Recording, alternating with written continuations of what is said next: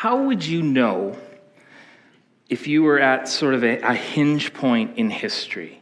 Like you think about the people who were around when the Gutenberg press came out in the 1400s, and do you think they were like, "Wow, this is a game changer. We are living in exciting times"? I don't think so. Gutenberg was sued and he died penniless, and the church hated him, and only with a rear view of history can we say in retrospect that was a hinge moment in history. That was, like a few decades later, Martin Luther nails a treatise to the Wittenberg door, and I don't think he knew that he was creating a reformation.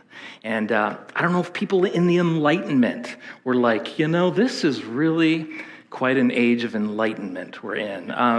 I don't think so. Like, heck, even in 2007, I don't know if people could have known what a big deal that year was. It was the year that you carried around a powerful computer in your pocket called an iPhone.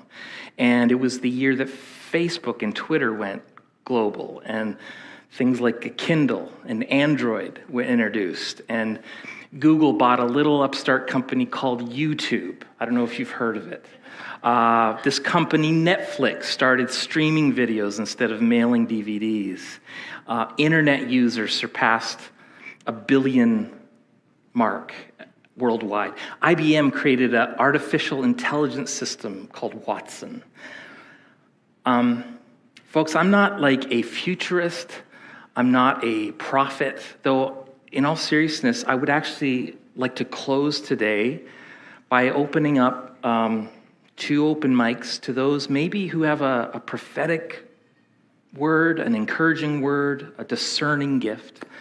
But I'm absolutely convinced that we are at a hinge moment in history, an era when people will look back and say, this time, maybe not exactly 2003, but this block of time from 2020 to 2025, I don't know, was the beginning of a new epoch, a distinctive period that historians will point to. I don't know, am I alone? Does anyone else feel like we are living in those times?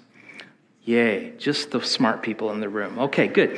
And by the way, look, this is not a call to stock up on canned foods and ammunition, okay?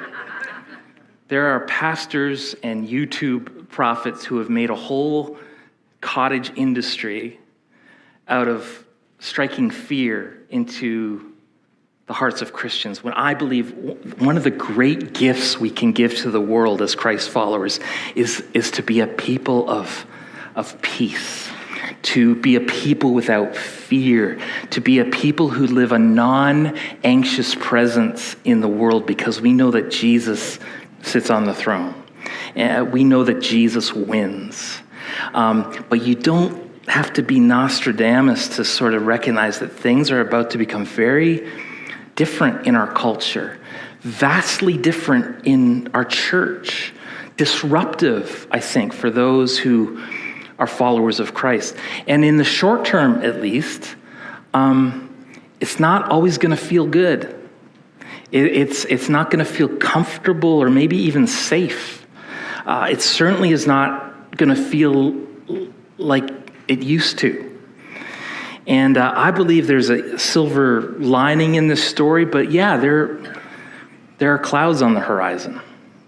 So I've been thinking about this a lot lately. I've been trying to discern where our focus should be as a church, what kind of teaching, what kind of emphasis would be most helpful. And I keep coming back to these words and verses and themes, and I realize they're all kind of related to each other. They were all connected with this sort of overarching theme, and I believe it speaks to where we are in this cultural moment. And today, I kind of want to give you a heads up, a roadmap of where we are going this fall, this year, and how it all seems to circle around this one big idea. And so today is not kind of your typical, 3-point sermon. It's more of like a peek into my diary, into my heart and thoughts, and sussing out the moment that we find ourselves in.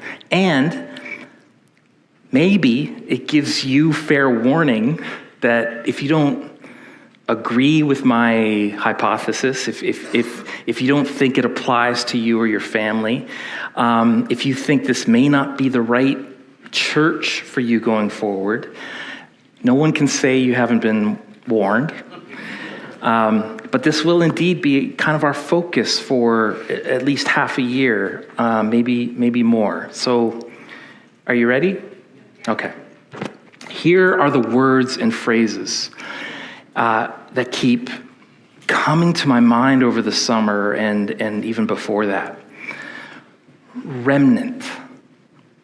Strangers in a strange land. Aliens. Exiles. Be in the world, but not of the world. A chosen generation. A called out people. Sojourners and pilgrims, citizens of a different kingdom. You getting the thread here? At no other time in generations, I believe, have we as Christ followers had to readapt as much as we have to living as a minority culture. In a majority culture that is either ambivalent, uninterested, unaware, sometimes outright hostile towards a godly way of life. Now, I want to be really clear on this. In fact, I'm going to keep circling back to this again and again so that I'm not misunderstood. Because I bet some of y'all right now are excited. Yeah, come on, Pastor. Like, it's about time we get into this culture war, and it's about time people realized how oppressed we are. And like, they won't even say Merry Christmas at Starbucks anymore. Can you believe that? What we need to do is take over the levers of government. And no. That's not what I'm talking about. And if you are looking to have a theology of petty grievances affirmed, you're going to be super disappointed. When I talk about a remnant or exiles, by the way, if you were here a few weeks ago and you heard Rocky speak on living as exiles on a Sunday that I was away, afterwards he heard sort of where we were going thematically into the fall, and he was worried that he'd stepped on toes or spoiled something, and not at all. Like, I actually saw this as such a confirmation of what God had independently put on our hearts. And as Rocky said, the idea of exiles is something that happens consistently throughout the story of God's people. And yet we find ourselves surprised when we end up in that predicament, and we shouldn't. And in the same way, the word and the concept of remnant is found throughout Scripture. It's found in the Old Testament Hebrew. It's found in the reaffirmed in the New Testament Greek. What is a remnant? According to the Bible Dictionary, a remnant is what is left of a community, often after it undergoes a catastrophe, or it is that which remains of an original body. Like you might say Noah and his family are like the original remnant, the only people on earth living for God in a world gone mad, in a world that was just dark and hedonistic and vile. And God preserved them, a remnant. Talk about a minority. In Genesis 45, Joseph says that God sent him to preserve a remnant on earth, God's people. In 1 Kings 19, in the days of Elijah and this wicked Jezebel, God preserves only 7,000 of his people. They were the only 7,000 who would not kneel a knee to a false god. In the days of Isaiah and King Hezekiah, when armies were surrounding, it says that God preserved a remnant of his people. Rocky alluded to this, Jeremiah 43. The people begged Jeremiah to pray to God that he would preserve a remnant on the verge of a cultural genocide. Ezra, Nehemiah, Haggai, Ezekiel talk about maintaining or stirring up the spirit of a remnant among God's people. And even in the New Testament, if you think about it, Luke 2, you could say that Simeon and Anna were part of that minority, that remnant that we talked about last Christmas, where God rewarded these devout men and women by allowing them to see the birth of the Messiah. And then the ministry of Jesus. After the ministry of Jesus, there's this idea talked about in Revelation in 1 Peter. 1 Peter says that you are a chosen generation, a royal priesthood, you're a holy nation, a people for his own possession. He's called us out of darkness into his marvelous light. 2 verses later, I like how the Message says it. Friends, this world is not your home, so don't make yourself cozy in it. That just might sum up exquisitely what this whole year is about. NAC, don't get too cozy here. This world is not your home. But that verse in isolation might tempt you to completely separate from a world that is getting increasingly immoral and hostile. And I understand that. But if that's your philosophy of isolating, separating, I'll say this as lovingly as I know how.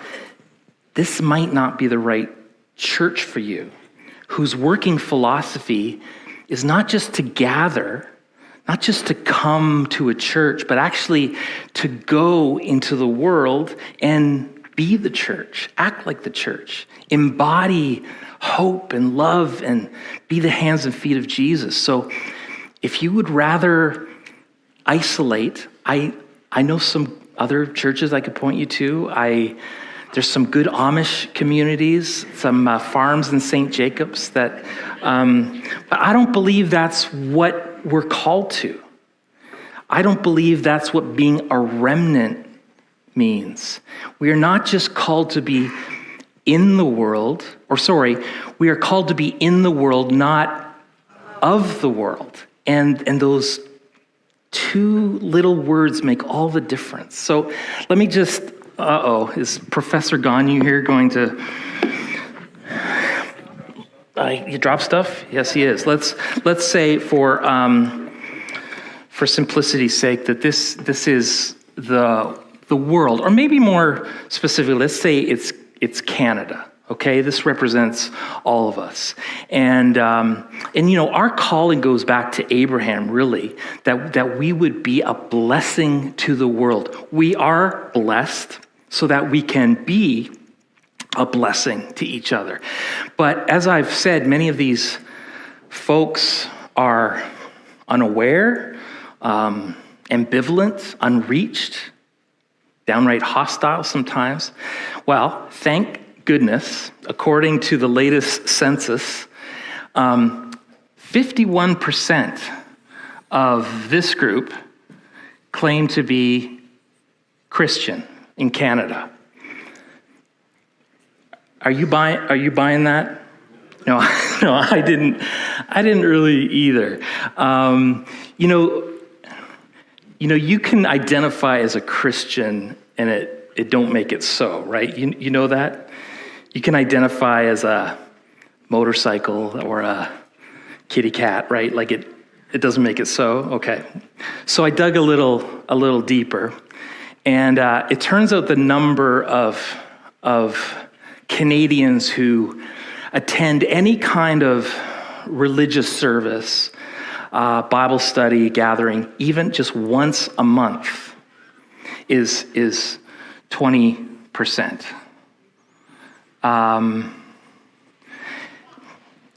Does going to church make you a Christian? As much as going to McDonald's makes you a hamburger, right? Okay. So I I dug a little deeper. Now we're really getting to the crux of it. 8% is apparently what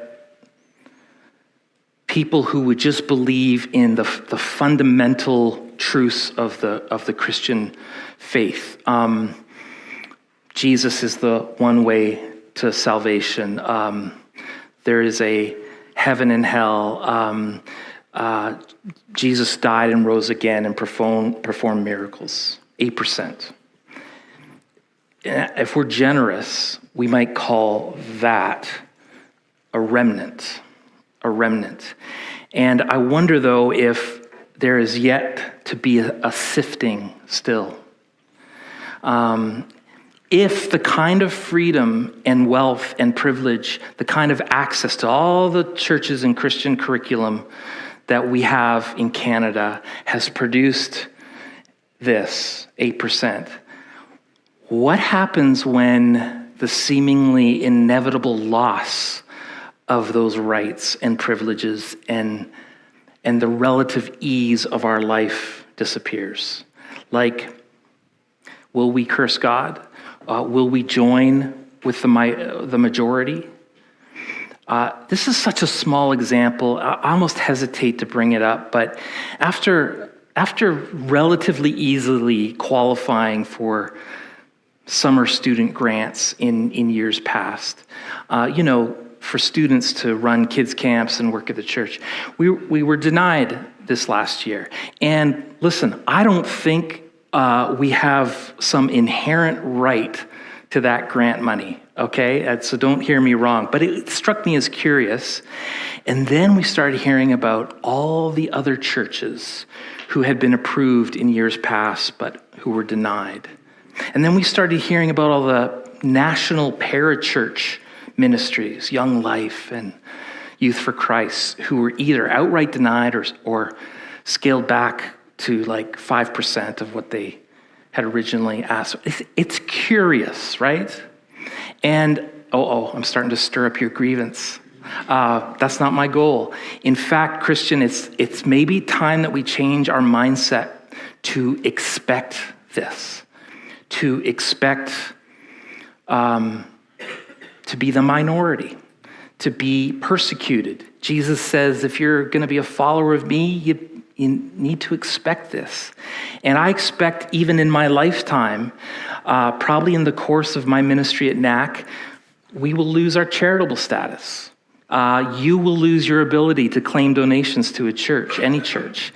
And won't that really separate the remnant from the majority, And again, I don't bring this up to fire up your martyrdom or woe is me. I am just saying the quiet part out loud, that these are the times that we live in. Anybody ever read The Lord of the Rings? Where are my nerds at? Yeah. I don't think this line made the movies, but listen to this passage from this 70-year-old book.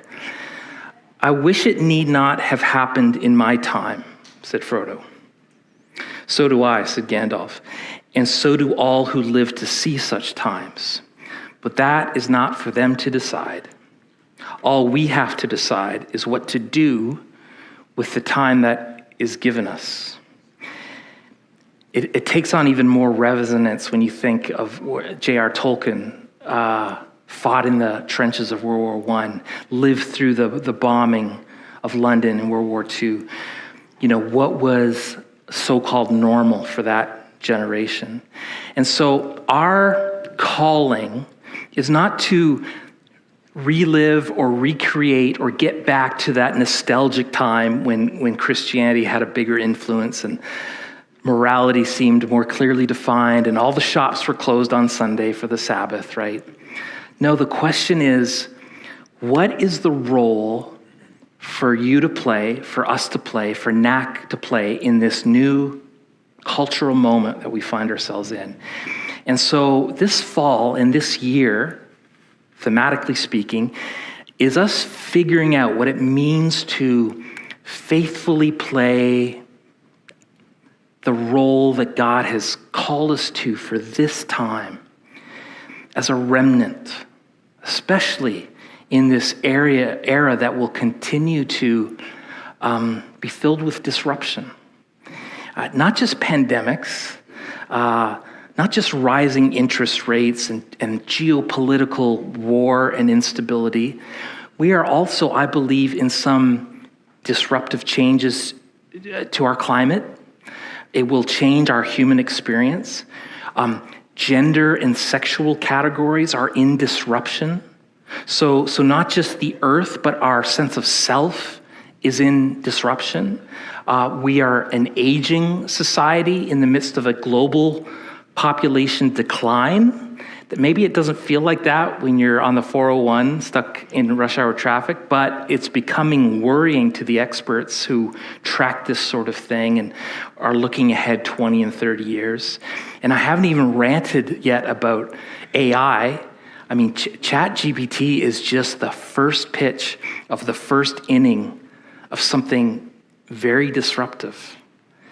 Or what about the deconstructing and de-churching that is going on? People leaving the faith in record numbers. So as a Christian, asking, what is my role? What is my calling in this era? And maybe it at very least, begins with this: discerning the times. 1 Chronicles 12 talks about the leaders of the tribe of Issachar. And they were special in that they understood the times and the best course of action for Israel to take. We need to understand the times that we're living in. We need men and women of Issachar this morning, and people who are asking, what are the ways in which, our fallenness is most evident in 2023? What are the ways in which darkness is manifesting itself? How can I be hope and light in this darkness? The church doesn't have the calling, I believe, or even the competency maybe, to take over the levers of government. That's not our calling. We are not in the business of coercing anyone into beliefs. History has shown it doesn't work out anyways, not in the long term. Like whenever the church gets in bed with empire, with government, like it ends bad. It's an experiment that has repeated itself throughout history. Pharaoh, Nebuchadnezzar, Caesar, authoritarians who conflate their rule with spiritual authority, who say, if you're against me, you're against God himself. And that's not the kingdom of God. Don't mishear me. I think we need Christian MPs and Christian mayors and Christians in every aspect of public service. But we don't conflate the two callings. We are part of a better empire, a better kingdom, one that is not of this world. Folks, government cannot save us. Jesus can. And it's discouraging sometimes when we see that conflation going on. Russell Moore, he's the editor of Christianity Today, and he shared about what he is seeing in the last couple of years. Many pastors lately who get up to preach and maybe even just parenthetically say something like, love your enemies, turn the other cheek. And afterwards, someone will come up to them and say, why are you giving those liberal talking points? And the pastor will say, I'm just directly quoting Jesus Christ, right? And their response is not, oh, my bad, I guess I should study more on Scripture. The response is, yeah, that was fine then. That was fine in that neutral culture, but that doesn't work anymore, That doesn't work in our hostile culture. And you step back and you think, do you think Jesus is giving the Sermon on the Mount in Mayberry? This is in the context of a Roman Empire, armed to the teeth, taking out dissidents all over the place, not to mention it's a really hedonistic, sexually degenerate culture as well. That didn't start in the 1960s, right? And I'm pretty sure Jesus was crucified because he wasn't living in a neutral culture. But there's this mentality today, the stakes are too high to actually act like a Christian, to take Jesus seriously in 2023. It's like, after we win the culture war, then we'll resume Christianity. We'll resume taking Jesus at his word, but now's not the time. That is not a Christian argument. I would argue that's an anti-Christian argument. And you understand that being a remnant or set apart means we actually are not part of the majority culture. It's supposed to be a little harder. There will be friction. There will be persecution. We're outside of the mainstream of values. And there is going to be a price to be a Christ follower these days. So the idea that religion will be convenient to your politics, almost borders on heresy. And here's one of the many ways that it plays out. There is a vibe these days among some Christians that, the enemy of my enemy is my friend. So every now and then you'll hear a Christian who is like defending someone like Andrew Tate. If you don't know who that is, he's sort of internet famous, social media influencer. Also a renowned human trafficker, misogynist, sexual deviant. That's Andrew Tate. Yeah, but he hates the same people I hate, so that's good. Oh, Christian, here's my abridged understanding of what a remnant should look like, what it's characterized by according to the Bible. According to Zephaniah 3:13, they are a people of unshakable integrity. Would we be known as a people of unshakable integrity? We see in Ezekiel that a remnant are a watchful people. God told Ezekiel twice that he has to be a watchman for his people. The remnant will be those who are paying attention to what is going on. They won't fall prey to what the world claims to be good, that what God says is evil.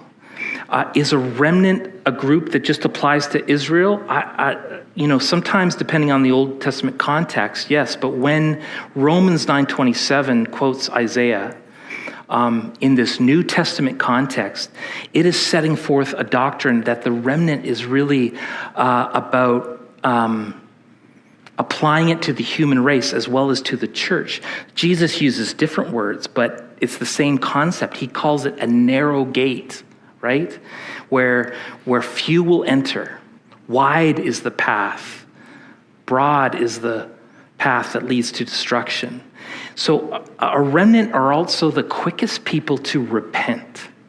We are called to keep short accounts with God.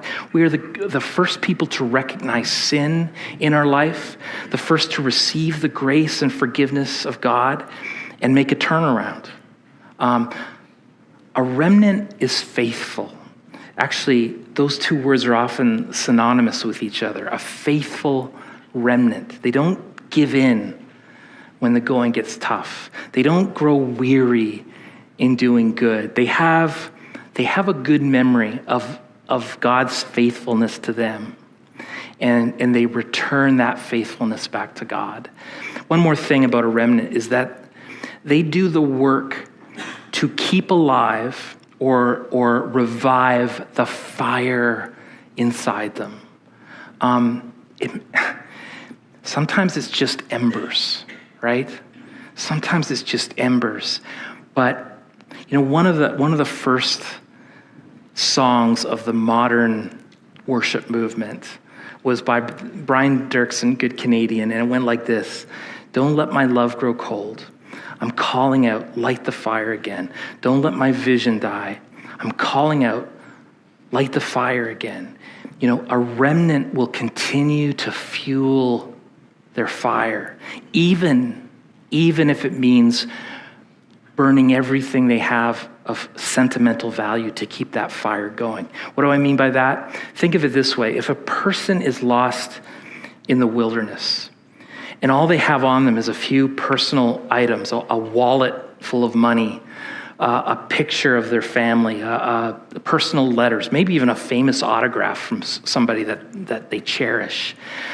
But wouldn't they be best served to burn those things, whatever it takes to keep the fire going, for warmth, for food, for light, whatever it takes? And the same goes for our fire for God, anything and everything in order to keep that fire lit.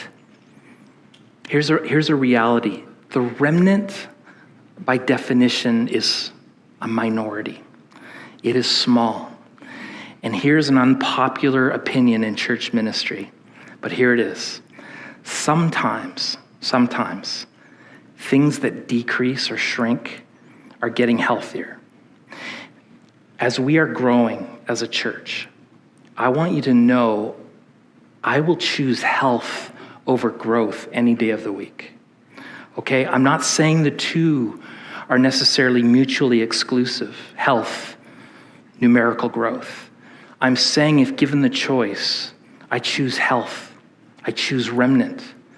So with that in mind, here's where I kind of see us going this year. I'd like to begin next week by studying the amazing life of a man named Daniel, who lived a godly life with a small community of other God followers as exiles, a minority culture living in the majority godless culture of Babylon.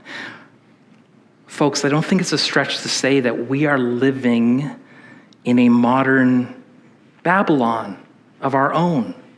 We are living as versions of exiles.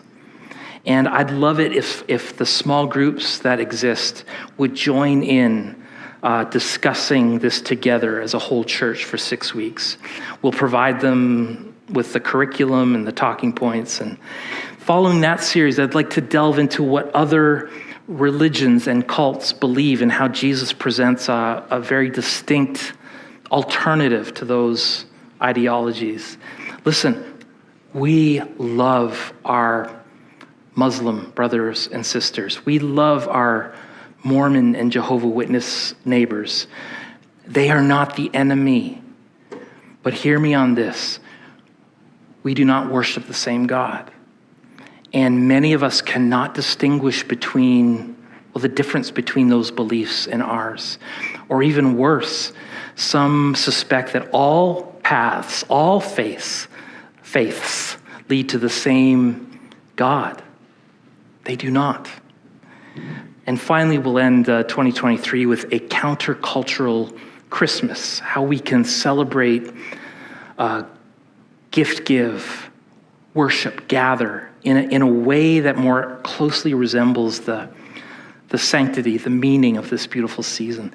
And on top of that, we want to have strong marriages, countercultural marriages that actually are a picture, a witness of the gift that marriage can be, not only to the family, but to the world. And so we're offering for free this 7-week marriage course. Also because we believe the best way to become a remnant, a healthy church, is to practice the ways of Jesus. We are running again our discipleship pathway called Abide. This is a 12-week short-term intensive group. A remnant is a people of prayer. That's why we are going to invest in corporate prayer, like an upcoming Sunday night prayer summit.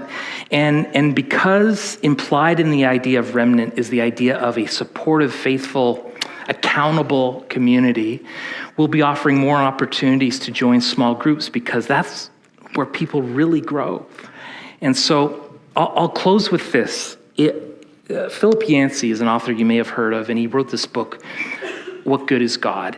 And he tells this true story. In 2004, there was a Ukrainian election in which there was a reformer, Viktor Yushchenko, and he challenged the authoritarian party, and he nearly died for it. He got poisoned. That's a before and after. The poison left him disfigured and nearly dead.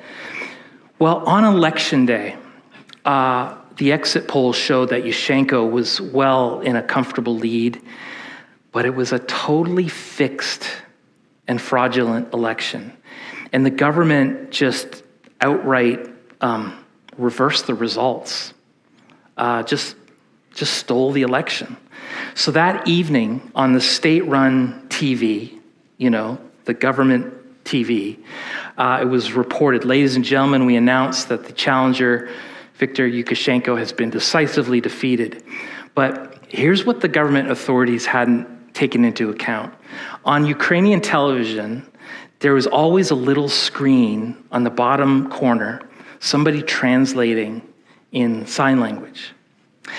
And this brave woman, Natya Dmitrik, raised by deaf-mute parents, gave a very different message than what was being spoken. She said, I shouldn't even do it because that's offensive, but she said, I am addressing all the deaf citizens of Ukraine. Don't believe what they are saying. They are lying. And I am ashamed to translate these lies.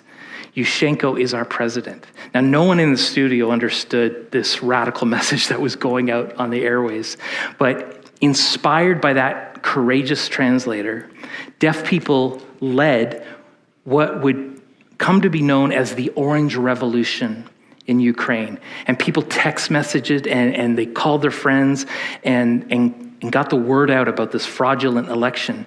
And soon, journalists took courage and refused to broadcast the party line. And over the next few weeks, people flooded the streets in the capital city of Kyiv and they demanded new elections. And the government finally buckled under that pressure, consented to new elections. And this time, Yushchenko emerged as the undisputed winner. What's my point? The remnant, the faithful minority church, is like in the corner of the big screen, okay? The big screen is the message of the majority, the message of power and commerce and beauty and influence. And we glorify those elite. We honor the winners, not the losers. And then, like the little sign language translator in the lower right corner, along comes a person named Jesus who says, in effect, don't believe the big screen. They're lying. It's the poor who are blessed. It's the mourners who are blessed. It's those who hunger and thirst for righteousness. It's the persecuted. And what does it profit a man to gain the world but lose his soul? You serve a different king and a different kingdom. You are a remnant. Don't forget who you are and whose you are. Jesus, may we be your faithful remnant. It's so much more fun sometimes to be part of the majority and all the rights and privileges and things that come with it. But God, it seems we are increasingly part of a remnant. May we be a faithful remnant, I pray.